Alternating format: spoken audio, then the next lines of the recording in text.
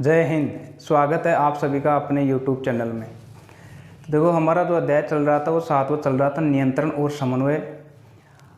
उसमें हमने मनुष्य के अंदर मस्तिष्क और मेरुरज्जु के बारे में देख लिया था, तंत्रिका, कोशिका और उसके कार्य भी देख लिए थे। अब हम देखेंगे कि जो पौधों के अंदर जो गतियाँ हैं वो किस तरीके से होती है, पेड़ पौधों में कंट्रोल कैसे होता है और पेड़ पौधों में जो भी भाग हैं वो कैसे कार्य करते हैं। आइए हम शुरू करते हैं। देखो, आज का जो हमारे पास वो टॉपिक है वो है पादपों में समन्वय। मतलब पादपों में समन्वय का मतलब हो गया कि पादपों के अंदर देखो, ना तो तंत्रिका तंत्र होता है और ना उनके पास मस्तिष्क होता है, ना उनके पास मेरुरज्जु होता है, तो ये सब नहीं होते, लेकिन फिर भी उनके अंदर कंट्रोल होता है। वे सभी जो भाग वो मिलजुल कर कार्य करते हैं, तो वो किसके द्वारा करते हैं? मनुष्य के अंदर तो देखो हमारे पास मस्तिष्क, मेरुरज्जु और जो अंतःस्रावी ग्रंथियाँ थी, उससे निकलने वाले हार्मोन थे, वे सभी नियंत्रित कर रहे थे। लेकिन पेड़ पौधों में ऐसा कुछ नहीं होता। तो पेड़ पौधों के अंदर क्या होता है? देखो, पादपों में समन्वय का मतलब हो गया कि पादपों में जो भी विभिन्न भाग हैं वो कैसे कार्य करते हैं और वो कैसे कंट्रोल करते हैं। अब देखो, पादपों में मुख्यतः दो प्रकार की गतियाँ पाई जाती हैं। और पादपों में दो गतियाँ जो है वो तो है, एक तो वर्दी से मुक्त गति और एक है वर्दी पर आश्रित गति। अच्छा, वर्दी से मुक्त का मतलब है कि पादपों में इस तरीके की गति जिनका वर्दी से कोई लेन देन नहीं है, अर्थात वो वर्दी पर आश्रित नहीं है, लेकिन फिर भी उनमें गतियाँ देखने को मिलती हैं। वही अगर हम बात करें, जैसे छुई मुई का अगर पौधा है, अगर हम उसकी पत्तियों को छू लेते हैं तो पत्तियां छूने के बाद वो सिमट जाती है या सिकुड़ जाती है, तो इसका मतलब वो वर्दी नहीं कर रही, लेकिन वो गति कर रही है क्योंकि वो सिमट गई। अच्छा, इनमें देखो, हमने जब इनको स्पर्श किया तो उनमें ऐसा क्या परिवर्तन हुआ? तो अगर हम बात करें इस तरीके की जो गति है छुई मुई के, अगर हम पत्तियों को छूते हैं तो वो सिकुड़ जाती है, तो वो जो गति है वो है वर्दी से मुक्त गति। अब देखो, वर्दी से अगर मुक्त गति, एक है वर्दी पर आश्रित गति। पेड़ पौधों के अंदर ऐसी कुछ गतियां भी होती है तो वर्दी पर आश्रित होती है, अर्थात वो धीरे धीरे बढ़ता जाता है। पहले वो छोटा पौधा रहता है हमारे पास, फिर बड़ा हो जाता है, फिर उससे भी बड़ा हो जाता है। तो इस तरीके की जो गति है वो है वर्दी पर आश्रित गति। अब इसमें देखेंगे कि वर्दी पर आश्रित गति है तो उनमें से वो किस तरीके से वर्दी कर रहा है और वर्दी से मुक्त गति वो कौन कौन सी होगी। अब देखो, हम छुई मुई की अगर हम बात करें, छुई मुई की जैसे अगर माने कि ये जो पत्तियां हैं वो कुछ इस तरीके से होती है हमारे पास, छुई मुई की पत्तियां हैं। अब अगर इन पत्तियों को अगर हम छू लें तो देखो, पत्तियों को जब छुएंगे तो पास आकर सिमट जाएगी। अब इनमें ऐसा क्या हुआ कि अगर हमने इनको छू दिया तो छूने के बाद जो है, अगर हम इसको छूते हैं तो ये जो पत्तियां हैं वो सिमट गई। अब देखो, ये जो पत्तियों की जो कोशिकाएं हैं, अब इन कोशिकाओं के अंदर जल भरा रहता है और ये जो कोशिकाएं हैं वो जल को यहाँ से बाहर निकाल देती है और इस वाहिनिका से होकर आगे चला जाता है। जब इन कोशिकाओं से पूरा का पूरा जल बाहर निकल जाता है तब ये जो हमारे पास पत्तियां हैं वो सिकुड़ जाती है, अतः सिमट जाती है। तो इसका मतलब है इनमें जो गति है वो किस कारण हुई? वो इनमें कोशिकाओं के अंदर जल की मात्रा में जब परिवर्तन किया, जल को जब ये बाहर हमारे पास दूसरी वाहिका में भेजा, तब जाकर इनकी पत्तियों के आकार में परिवर्तन हुआ। तो हम कह सकते हैं कि एक तो जो ये गतियां हैं वर्दी से मुक्त, वो जल में की मात्रा में परिवर्तन करके इस प्रकार की गति संभव है। दूसरा है हमारे पास, अब देखो, हमारी जो तंत्रिका कोशिका थी उसके अंदर जो सूचनाएं जाती थी हमने उनको विद्युत आवेग नाम दिया था, लेकिन इनमें जो संकेत हैं वो है रसायन आवेग, रसायन संदेश बोलते हैं जिनको हम रसायन। अब ये जो है वो रसायन संकेत है। पेड़ पौधों के अंदर जो संकेत हैं उनको हम रसायन बोलते हैं और हमारे अंदर जो संकेत जाते हैं उनको हम विद्युत आवेग के रूप से जानते हैं। अब होगा क्या? देखो, जो रसायन संकेत हैं वो पेड़ पौधों के अंदर गति करते रहते हैं। अब इनमें भी हार्मोन होते हैं पादपों के अंदर, लेकिन वो हार्मोन हम बाद में देखेंगे कि पादपों के अंदर कौन कौन से हार्मोन पाए जाते हैं। तो ये हो गया इसका एक उदाहरण, हमारे पास छुई मुई का पत्तियों का मुरझाना। छुई मुई का जो हमारे पास पादप है उसकी पत्तियों का अगर हम स्पर्श करेंगे तो मुरझा जाएंगे।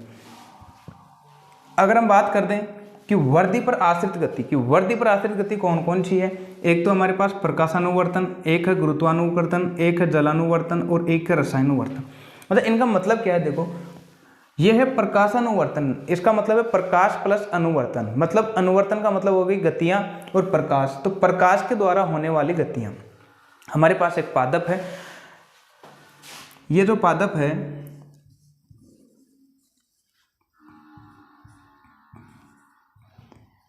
हम देखते हैं कि जब पादप की लंबाई में वृद्धि होती है और इधर से अगर सूर्य का प्रकाश अगर यहाँ पर आकर गिर रहा होता है तो इसकी लंबाई में जो वृद्धि होती है वो लगभग सूर्य की तरफ जाकर वृद्धि होती है।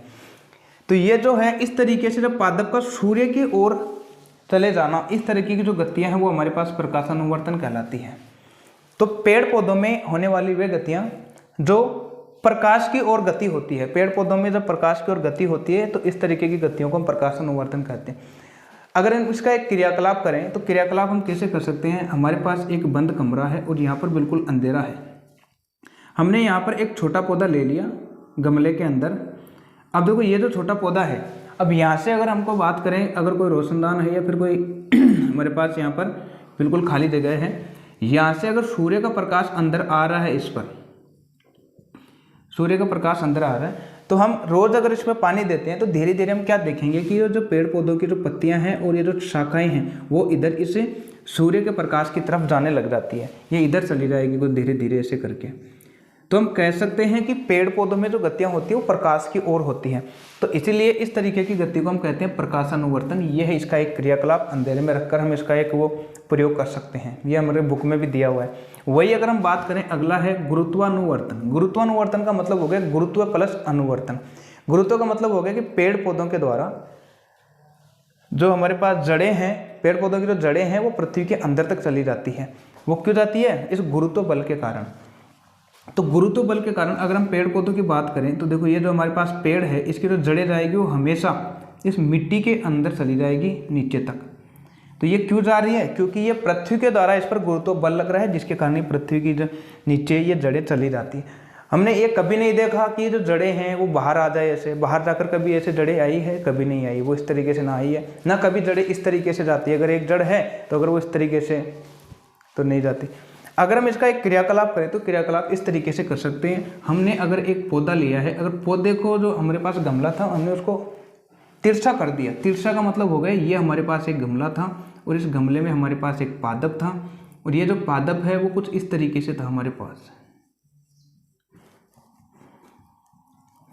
अब इसके अंदर ये जो जड़ें थी पादप की, वो हमारे पास जड़ें कुछ इस तरीके से थी।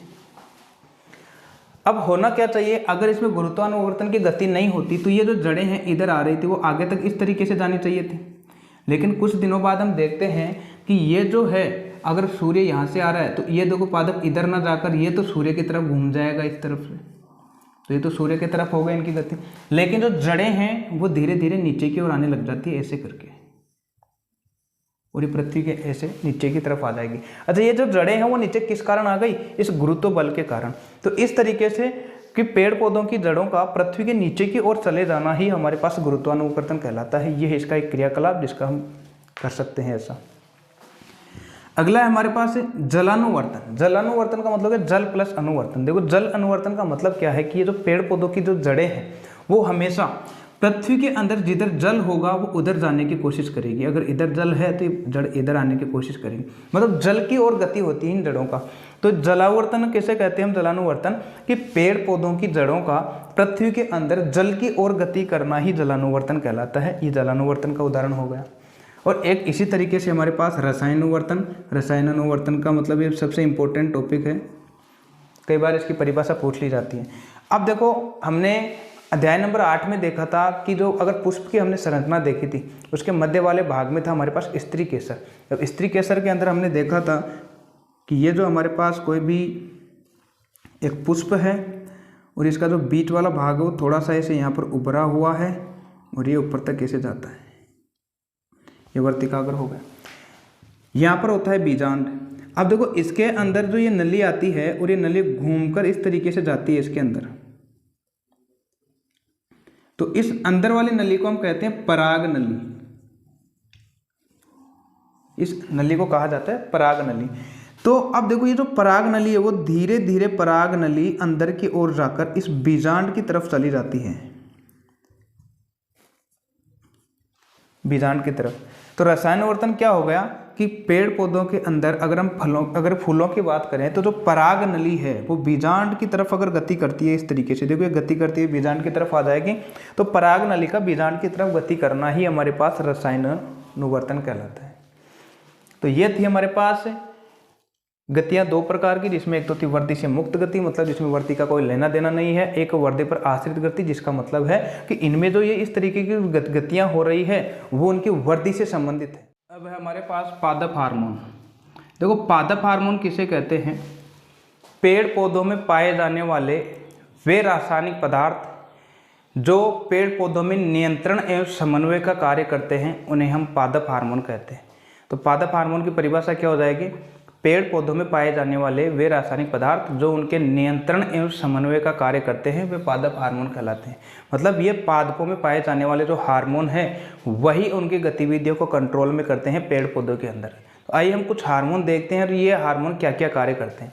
सबसे पहले जो हमारे पास है वो है 1 नंबर पर ऑक्सी। अच्छा, इससे पहले क्या है, अगर अभी तक आपने वीडियो को लाइक नहीं किया तो लाइक कीजिए, और अगर सब्सक्राइब नहीं किया चैनल को तो सब्सक्राइब भी करें और अपने दोस्तों के साथ शेयर जरूर करें। तो ऑक्सिन है, ऑक्सिन क्या कार्य करता है? देखो पेड़ पौधों के अंदर ये एक विशेष प्रकार का हार्मोन पाया जाता है। ये जो है पेड़ पौधों के अग्रभागों पर पाए जाते हैं। अग्रभाग का मतलब हो गया ऊपरी भागों पर। ये हमारे पास अगर पेड़ पौधे हैं, ये इनकी अगर शाखाएं हैं अलग अलग निकली हुई, तो अग्रभाग का मतलब हो गए ऊपर वाले भाग, यहाँ पर ये भाग अग्रभाग।